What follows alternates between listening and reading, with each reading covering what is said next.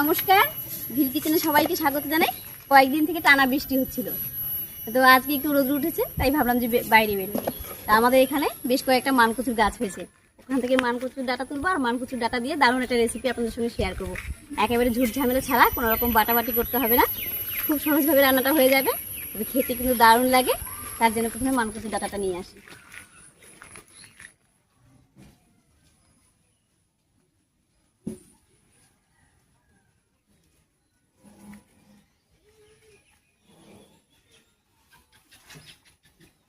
এই দেখুন কত বড় মানকচুর গাছ হয়েছে, আর এখানে কিন্তু পরপর 4-5টা গাছ আছে, আর পাশেই আছে দুধকুচির গাছ। আর দুধকুচির ডাটা দিয়েও কিন্তু অনেক রেসিপি আপনাদের সঙ্গে শেয়ার করেছিলাম এর আগে। তো এই গাছ থেকে একটা ডাটা কেটে নিচ্ছি।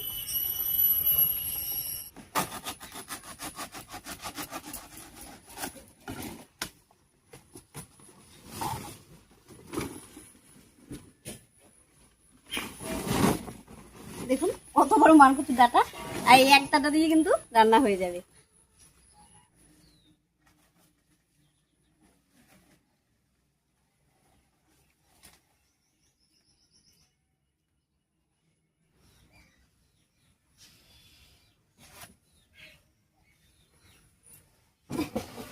মানকচুর ভাতটা অনেক বড়, কেটে ফেলে দিই।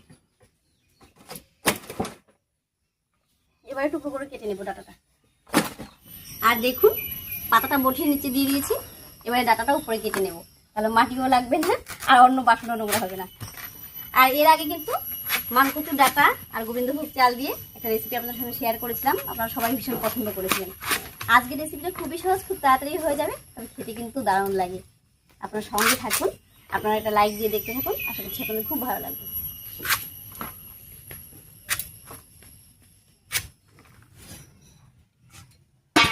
মানকচুর এই ডাটাগুলো ছুলতেও খুব ভালো লাগে, আর কাটতেও সেই মজা লাগে কিন্তু আমার। দেখুন ডাটাগুলো কি সুন্দর করে ছুলে যাচ্ছে, একটু বটিতে লাগিয়ে এরকম টান দিলেই গোটাটা উঠে যাচ্ছে।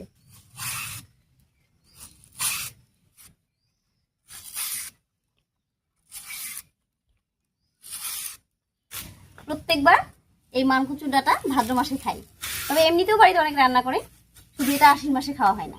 এবার কেন খাওয়া হয় না সেটা আমি জানি না, অনেকেই বলে যে আশ্বিন মাসে খাওয়া যায় না।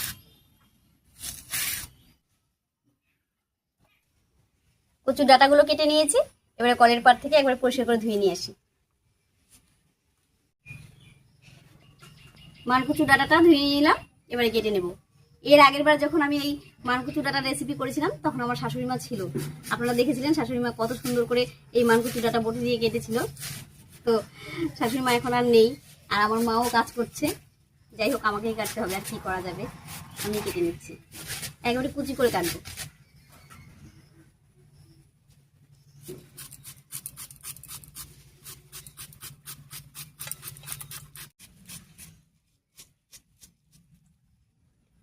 মানকচুর ডাটা দেখুন কত সুন্দর করে কেটে নিয়েছি, একেবারে কুচি করে।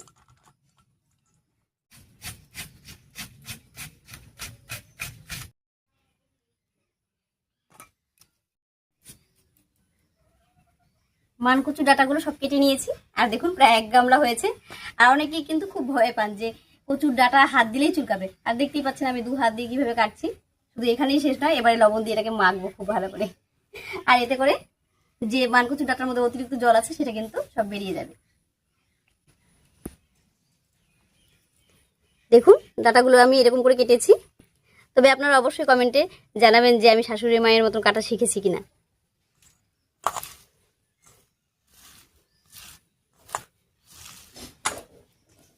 দেখুন খুব ভালো করে মেখে নিয়েছি, আর মাখতে মাখতে কতটা কমে গেছে, আর জলও বেরোচ্ছে। এই দেখুন কত জল বেরিয়েছে, আর এই সব জলটা কিন্তু চিপে ফেলে দেবো। তো এই অবস্থাতেই থাক, আমি উনুনটা জ্বালিয়ে নিচ্ছি।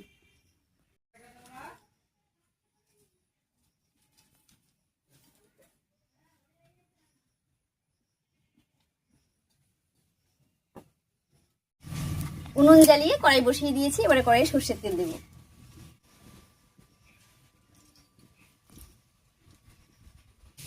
এবারে তেলের উপরে দিয়ে দিচ্ছি কালো জিরা আর শুকনো লঙ্কা, এর উপরে দিয়ে দিচ্ছি থেতো করা রসুন, দিয়ে দেবো চেরা কাঁচা লঙ্কা। তেলটা এত গরম হয়েছে যে ফোড়নটা দিতে দিতেই ভাজা হয়ে গেছে। যাই হোক, এবারে দিয়ে দিচ্ছি এটা একটা মানকচু ডাঁটাটা,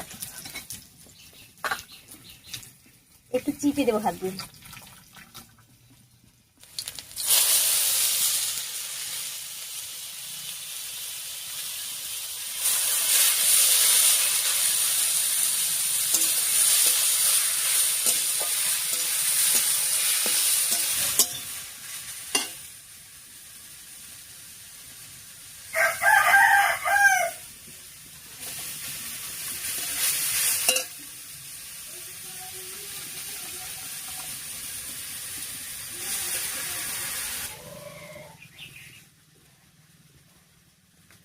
সবগুলো মানকচু দিয়ে খুব ভালো করে নাড়িয়ে নিলাম।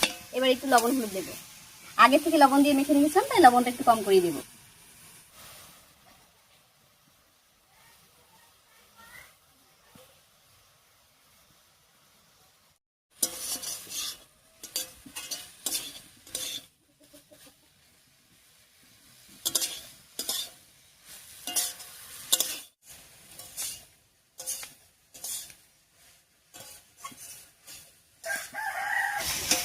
মানকচুর ডাঁটা সব রেসিপি কিন্তু খেতে দারুণ লাগে। তো আজকে যে রেসিপিটা করছি, আমার মনে হয় মানকচুর ডাঁটা সব থেকে সহজ রেসিপিটাই আজকে করছি। আপনারা কিভাবে মানকচুর ডাঁটা রান্না করেন অবশ্যই একবার কমেন্টে জানাবেন।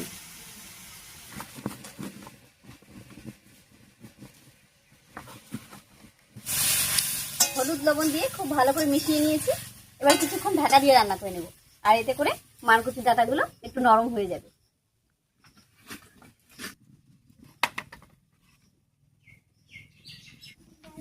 ঢাকা দিয়ে বেশ কিছুক্ষণ রান্না করে নিয়েছি, মাঝে মাঝে ঢাকা খুলে একটু নাড়িয়ে দিয়েছিলাম।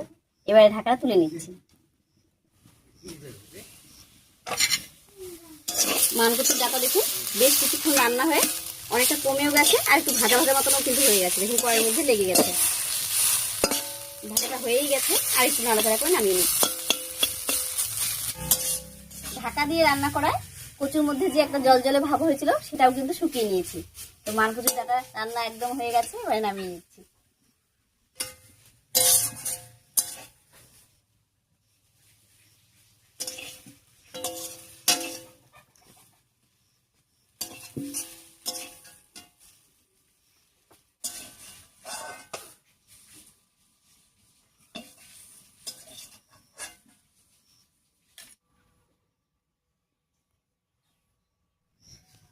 মানকচুর ডাঁটাটা রান্না করে দেখে বুঝতেই পারলেন কত সহজ আর কত তাড়াতাড়ি করে হয়ে গেল। আর এটা খেতেও কিন্তু দারুণ হয়। এর আগে আমি মানকচুর ডাঁটা দিয়ে গোবিন্দভোগ চালের একটা রেসিপি আপনাদের সঙ্গে শেয়ার করেছিলাম। তো আপনারা যদি রেসিপিটা দেখতে চান, ভিডিওর নিচে লিঙ্ক দেওয়া আছে, সেখানে গিয়ে দেখতে পারেন। যাই হোক, আজকের রেসিপি আপনাদের কাছে কেমন লাগলো অবশ্যই কমেন্টে জানাবেন। যদি ভালো লাগে একটু লাইক করে দেবেন এবং চ্যানেলটিকে সাবস্ক্রাইব করে এভাবে আমাদের পাশে থাকবেন। আজ এই পর্যন্তই, আবার দেখা হচ্ছে নতুন কোনো রেসিপি নিয়ে।